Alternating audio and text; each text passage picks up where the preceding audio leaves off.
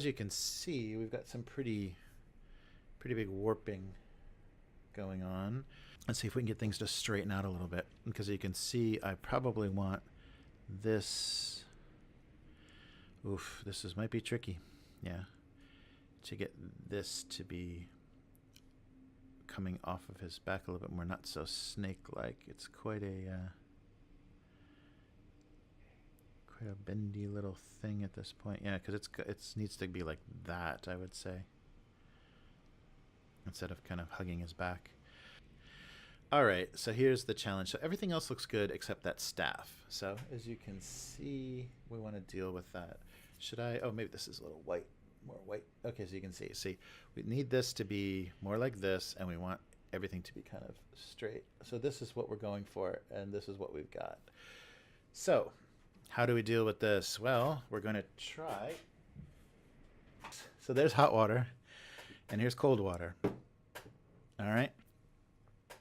And you can also use like a hot air gun or a air dryer, hair dryer, with that gets pretty hot. It isn't one of those ion ones or anything. Okay, so we're going to put him in here, get him to soften up.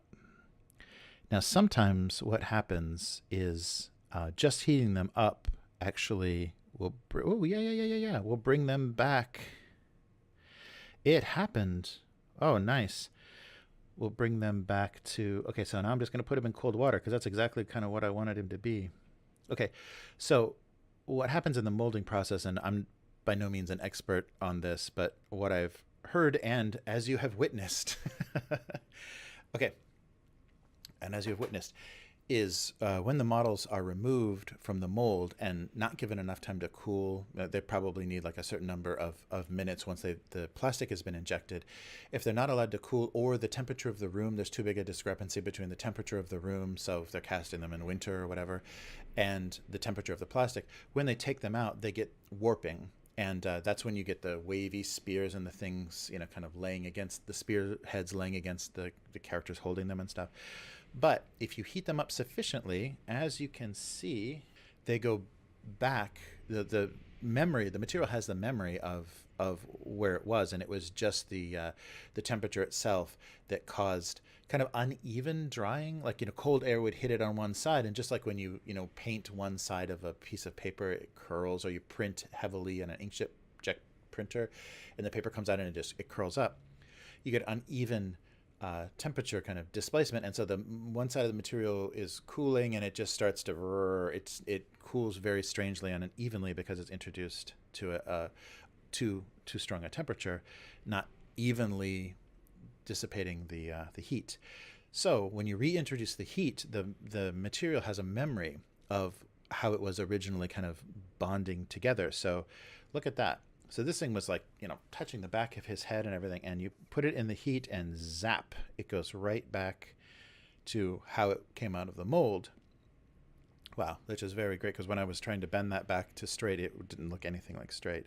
So just applying a proper amount of heat for enough time gives you that original position of the plastic, and then you need to get it into hot water again, because you could reproduce those same kind of conditions if you just let the water on it cool. See how there's like droplets of water on there and things. It would cool again unevenly, and you would just have it warped in a different way. So you cool it down, you quench it, basically just put the whole soft part back in there, and look at that. You get a nice original pose of that plastic, and that's even better than probably if I would have done it by hand, better than I would have originally, or better than I would have adjusted it to. That's it. That worked better than I even thought. So I should maybe do a close-up, video of only that to show people, that you can get decent results. But he snapped back in. That gives me a lot of confidence in this material as well. This is great. This is nice plastic that they use because it's got a good memory. And I got a nice straight staff just from zapping it once into the water. Happy, quick results. And as you can see, now it's nice and rigid in that new pose.